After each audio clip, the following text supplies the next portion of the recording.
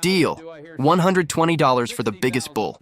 Luke Carter's voice cut through the sale barn like a bell, and for half a second, the entire crowd went silent. Then the laughter started. Not mean laughter, not mocking. Just the kind of laughter that happens when a young man with more confidence than sense makes a bid that sounds too good to be true. Because it was. The auctioneer, a man named Roy with a voice like gravel and cigarettes, stopped mid-sentence, looked at Luke, looked at the bull standing in the ring, looked back at Luke. "Son, you sure about that?" Luke stood taller. "I'm sure." Roy shrugged. "Sold. Lot 47 to the young man in the back. $120. The gavel cracked. Luke felt his chest swell. He'd done it. Walked into a North Texas sale barn on a Friday night with $200 in his pocket and walked out with the biggest animal in the lot for barely half of it. His father was going to be proud. Or so he thought. 15 minutes earlier, the night had started different. Luke stood at the rail with his arms crossed, watching cattle move through the ring. Steers, mostly. A few heifers. Nothing special. The kind of stock that filled out feedlots and disappeared into the meat supply without anyone remembering their names. He wasn't here for steers. He was here to prove something. Luke Carter was 28 years old, worked his father's ranch since he was old enough to hold a rope. Never asked for wages, never complained. Just worked, sun up to sundown, fixing fence, moving cattle, doing everything Hank Carter told him to do without question. But he'd never made a decision on his own. Never bought stock, never sold stock, never ran the operation, just followed orders. Tonight, that changed. Hank had given him $200 and one instruction. Buy something useful. Luke intended to buy something better than useful. He intended to buy something that would make his father realize he wasn't a kid anymore. Then Lot 47 walked into the ring. The bull was massive, Angus, black as oil, shoulders like boulders, easily 2,000 pounds, maybe more. The kind of animal that made people stop talking and start staring. But nobody bid, because the bull had a reputation. Luke didn't know the details, just heard whispers. Problem animal. Encrensa. Nobody wants that thing. He saw the scar on the bull's flank. Old, deep, like something had torn into him and he'd survived it. He saw the way the bull stood. Calm, still, eyes fixed forward, not nervous, not spooked, dangerous calm. Roy started the bidding at 500. Silence. "Come on, folks. This is a 2,000-pound Angus bull. Someone start me at 500. Nothing. 400? A man near the front shook his head and walked away. Roy sighed. 300. Anybody? Luke felt his pulse quicken. 200? The crowd shifted, uncomfortable, like they all knew something Luke didn't. 150. Final offer before I pull him and send him back. Luke's hand went up before he thought it through.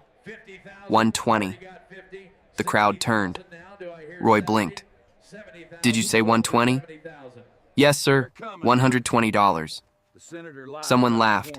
Someone else whistled. Roy looked at the bull, looked at Luke, then said the words that sealed it.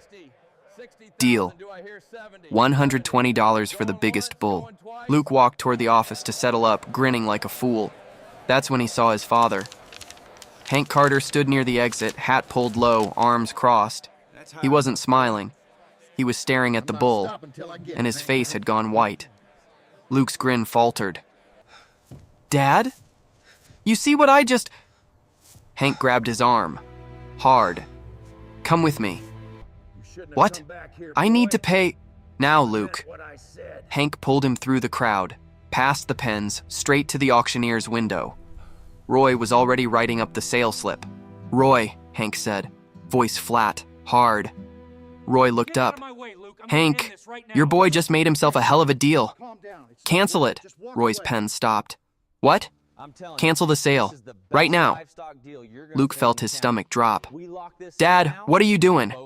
"Hank, I already called it sold. Gavel's down. It's his bull." "I don't care. Cancel it. I'll pay the cancellation fee. Whatever it takes." Roy frowned. You know that lot's been sitting for 3 weeks, right? Nobody wanted it. Your boy's the only bidder who didn't walk away. I know exactly what that lot is, Hank said. That's why I'm canceling it. Luke stepped between them. Dad, stop. I made a good deal. That's a 2,000-pound bull for 120. You told me to buy something useful. That bull is not useful, Luke. That bull is a problem. You don't even know. I know exactly what he is. Hank's voice dropped. Quiet. Cold. I know, because I've seen him before. Luke froze. Hank turned back to Roy. Cancel it. Now. Roy looked between them, then pulled the sale slip and tore it in half. Lot 47 is pulled. Sale canceled. The announcement crackled over the loudspeaker. Attention, folks. Lot 47 has been pulled from sale. Buyer canceled. No transaction. Laughter rippled through the barn. Louder this time. Crueler. Luke felt his face burn. Hank turned and walked toward the exit without another word. Luke stood there, humiliated, fists clenched, watching his father disappear into the parking lot. Outside, the wind was cold and sharp. Luke caught up to Hank by the truck. What the hell was that? Hank didn't turn around, just kept walking. Dad! I'm talking to you! Get in the truck, Luke.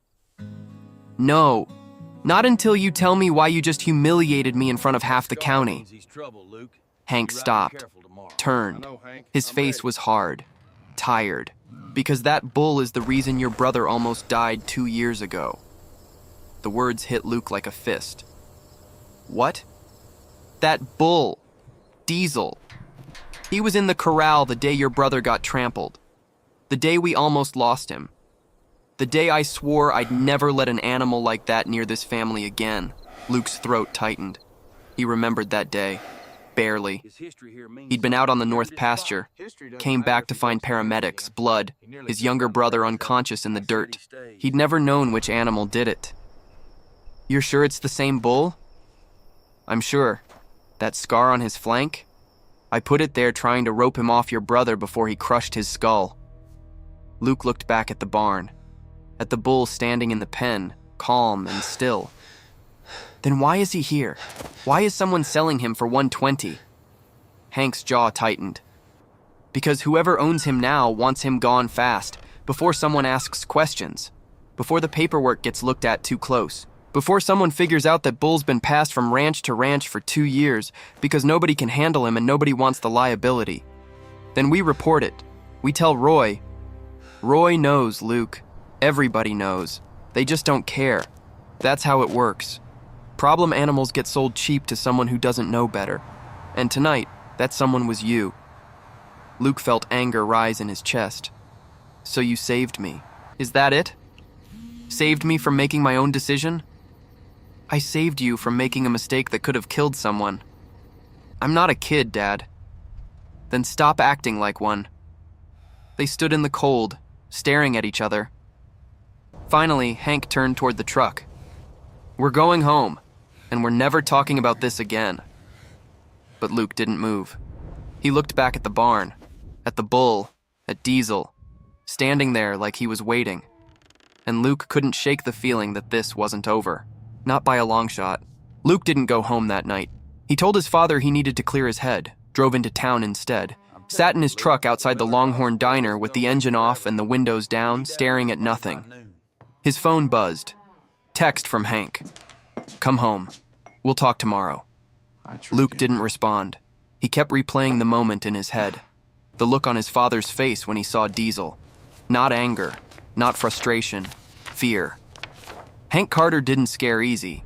Luke had seen him pull a breech calf in a thunderstorm, stitch his own leg after a fence post went through it, stand down a neighbor with a shotgun over a water dispute. But tonight, Hank had looked at that bull and gone pale. Luke needed to know why. The next morning, Luke drove back to the sale barn. Roy was in the office, coffee in hand, going through receipts. Thought I'd seen the last of you, Roy said without looking up. Need to ask you something. If it's about that bull, I can't help you. Your daddy made it clear. Where'd Diesel come from? Roy set down his coffee. You don't want to know. I'm asking anyway. Roy studied him for a long moment. then pulled a file from the stack. Consignment from a ranch outside Abilene. Guy named Wade Turner. Called 3 weeks ago, said he had a bull to move fast. No reserve price. Just wanted it gone. Why? Didn't say, didn't ask. Roy pushed the file across the desk. But I'll tell you this, Turner's the 4th owner in 2 years. That bull's been sold, traded, or dumped half a dozen times since he left his original ranch. What's the original ranch? Roy hesitated. Don't know. Papers are a mess. Brand's been altered. Registration's incomplete. Honestly, I shouldn't have even put him in the sale. But Turner was desperate, and I needed the lot filled. Luke flipped through the file. Saw the brand mark. Saw the gaps in the paperwork. This is illegal. Gray area. Happens more than you think. Roy leaned back. Look, kid, your daddy did you a favor. That bull's not worth the trouble, even at 120. What kind of trouble? The kind that ends with lawsuits, vet bills, and someone in the hospital. Roy's voice dropped. I've been running this barn for 30 years. I've seen problem animals, but Diesel? That bull's got a history that follows him. And it ain't good. Luke closed the file. I want to talk to Turner. Bad idea. Give me his number anyway. Roy wrote it on a scrap of paper, slid it across the desk. Your funeral, kid. Luke called from the parking lot. Wade Turner answered on the 3rd ring. Yeah? Mr. Turner, my name's Luke Carter. I was at the sale barn last night. Almost bought your bull. Silence. Then, almost, but you didn't. My father canceled the sale. Smart man. Why'd you sell him so cheap? Turner laughed. Bitter. You really want to know? I do. Because that bull put my best hand in the hospital, broke his wrist, 3 ribs, and his collarbone. Before that, he kicked a hole through a steel chute. Before that, he went through a fence like it was tissue paper. Turner's voice hardened. I bought him thinking I could handle him. Spent 6 months trying. Lost money, lost time, lost blood. So yeah, I sold him cheap. Because I wanted him gone before he killed someone. Luke's chest tightened. Where'd you get him? Guy named Ethan Bennett, out near Lubbock. He didn't last 2 months before he called me begging to take the bull off his hands. And before Bennett? Don't know, don't care. That's your rabbit hole to chase, kid. I'm done with it. Wait, that can't The be line right. went What dead. happened? Luke sat in his truck, staring at the phone. 6 owners in 2 years, each one desperate to get rid of Diesel, each one selling him cheap and fast. Why? He pulled up a search on his phone, typed in Diesel Bull North Texas. Nothing. Tried Problem Bull Abilene. Still nothing. Then he tried something different. Bull Attack North Texas 2022. The results loaded. 3rd article down, a headline from a local paper. Ranch hand hospitalized after bull incident. Family seeks answers. Luke clicked. The article was short, vague, but one line stood out. The bull, described as a large black Angus with a distinctive scar, was removed from the property following the incident. Owner declined to comment. Luke's hands went cold. He scrolled down, saw a name buried in the text. Holloway Ranch. Jack Holloway, owner. Luke knew that name. Everyone in North Texas knew that name. Jack Holloway had been one of the biggest cattle operators in the region, until his ranch went under 3 years ago. Bankruptcy, liquidation, everything sold off, including, apparently, a bull no one wanted. Luke started the truck. He needed to find Jack Holloway, and he needed to know what the hell his father was hiding. Luke found Jack Holloway living in a trailer on the edge of town. The kind of place people end up when everything else is gone. Rusted siding, weeds up to the windows, a pickup truck on cinder blocks in the yard. Luke knocked. The door opened. A man in his 60s stood there, unshaven, tired eyes, Holloway. Whatever you're selling, I don't want it. I'm not selling. I'm asking about a bull. Black Angus. Scar on the flank. Goes by Diesel. Holloway's face changed. Who are you? Luke Carter. Hank Carter's son. Holloway stepped back, almost closed the door. Wait, Luke said. "Please, I just need to know what happened." Holloway stared at him for a long moment, then opened the door wider. "Come in." Inside, the trailer smelled like coffee and old smoke. Holloway poured 2 cups without asking. Sat down at a small table. "Your father know you're here?" "No." "Good. He wouldn't want you digging into this." Luke leaned forward. "Then tell me why." Holloway took a long sip, set the cup down. "That bull nearly destroyed my life, and your father's the reason I had to get rid of him." Luke's chest tightened. "What?" "Diesel was the best breeding bull I ever owned. Perfect genetics, strong bloodline, worth $20,000 easy. I built my whole operation around him." Holloway's voice went quiet. "Then one day, he turned. Went after my foreman in the pen. Broke his arm. Trampled him. We got the man out, but barely." "That's when you sold him?" "No, that's when your father showed up." Luke froze. Holloway continued. "Hank came to my ranch 2 days after the incident, said he'd heard what happened, said he was worried. Then he told me something I didn't know." "What?" "That Diesel had a history, that he'd come from another ranch before mine, that there'd been an incident there too. A young man, nearly killed." Holloway's jaw tightened. "Your brother." Luke felt the floor drop out from under him. "My brother? Your father never told you. But yeah, 2 years ago your family had Diesel, bought him as a calf, raised him. Then one day something snapped. He went after your younger brother in the corral. Hank got there in time, roped the bull off him, saved his life." Luke's hands were shaking. "Then what?" "Hank sold him. Fast. Didn't tell anyone why. Just said he was moving stock. I bought him without knowing." Holloway looked at his coffee. "When Hank found out I had Diesel, he begged me to get rid of him. Said that bull was dangerous. Said he'd hurt someone again. I didn't believe him at first. Thought he was exaggerating. But he wasn't. No, he wasn't." Holloway stood, walked to the window. "After my foreman got hurt, I couldn't keep him. Liability was too high. Insurance wouldn't cover it. So I sold him cheap. Passed the problem along. Just like everyone after me did." Luke felt sick. "Why didn't my father just put him down?" "Because Diesel's worth money. Real money. Good genetics don't come cheap.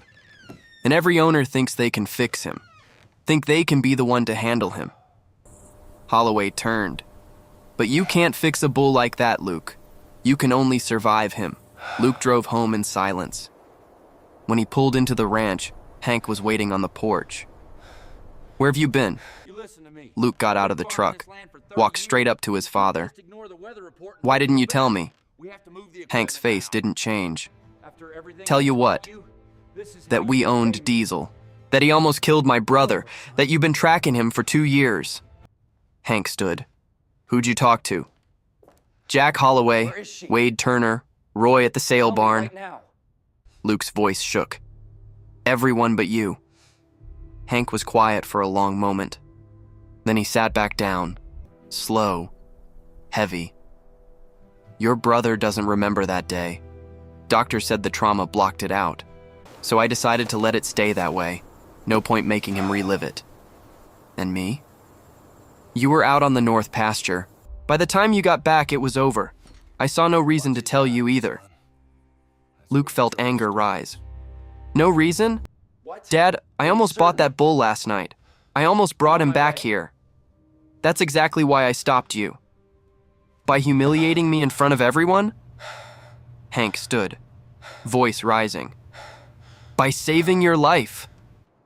You think I wanted to do that? You think I wanted to cancel that sale and make you look like a fool?" He stepped closer. "I did it because I've seen what that bull can do, and I wasn't going to let him do it again." Luke stared at his father, at the man who'd carried this secret for 2 years. "What do we do now?" Luke asked quietly. Hank looked toward the horizon. "We let him go. Let someone else deal with him, and we move on." But Luke couldn't shake the image. Diesel standing in that pen, calm, waiting. What if he hurt someone else? Hank didn't answer, because they both knew he would. 3 days later, Luke got the call. Wade Turner. Voice tight. "That bull you almost bought, he's being put down tomorrow." Luke's stomach dropped. "What happened?" "Went after another ranch hand yesterday. Kid in Amarillo. New owner thought he could handle Diesel. Bull went through a steel fence, cornered the guy against a feed shed. They got him out, but he's in the hospital. Broken ribs, fractured leg, internal bleeding." Luke felt cold. "Is he going to be okay?" "Doctors say yes, but it was close. Real close." Turner exhaled hard. "Sheriff came out this morning, declared Diesel a dangerous animal, ordered him destroyed. Owner didn't fight it, said he should have listened when people warned him." "When's it happening?" "Tomorrow at dawn. Vet's coming to the property. It's done, Luke. That bull's finished. The line went dead." Luke sat in his truck outside the barn, hands shaking. Broken ribs, fractured leg, internal bleeding. That could have been him. Could have been his brother. Could have been anyone who thought $120 was too good to pass up. Hank found him an hour later. Didn't say anything. Just sat on the tailgate beside him. Finally, Luke spoke. Turner called. "Diesel put someone in the hospital yesterday. They're putting him down tomorrow." Hank nodded slowly. "Sheriff called me this morning. Asked if I wanted to be there. I said no." "How bad was the guy hurt?" "Bad enough. He'll recover." "But he almost didn't." Hank stared at the horizon. "That's 6 incidents in 2 years. 6 people hurt. How many more before someone doesn't walk away?" Luke felt his throat tighten. "I would have brought him here. If you hadn't stopped me, I would have brought him home." "I know. And maybe it would have been me in that hospital, or worse." Hank put a hand on his shoulder. "But it wasn't, because I stopped you. I was so angry at you that night. Thought you were sabotaging me. Thought you didn't trust me to make my own decisions." What are we gonna do now? "I do trust you, Luke. But trust doesn't mean letting you walk into danger just to prove a point." Hank's voice was steady, heavy with years. "Being a father means making the hard call even when it makes you the villain. Even when your son hates you for it." Luke looked at him. Really looked. At the lines in his face, the gray in his beard, the weight of carrying a secret that could have destroyed everything. "You've been tracking Diesel for 2 years. "Yeah. Calling every new owner, warning them. When I could. Most didn't listen. Thought I was meddling. Thought I was exaggerating." Hank's jaw tightened. "I tried, Luke. I tried to stop this before someone got hurt again, but people hear what they want to hear. Why didn't you just report him to the authorities? Force them to put him down? Because proving an animal is dangerous takes time. Takes documentation. Takes multiple incidents on record. And by the time you prove it," Hank looked at him. "Someone's already bleeding." Luke felt his chest ache. "I'm sorry, Dad, for doubting you, for thinking you were just trying to control me." Hank pulled him into a brief, rough hug. The kind men give when words fail.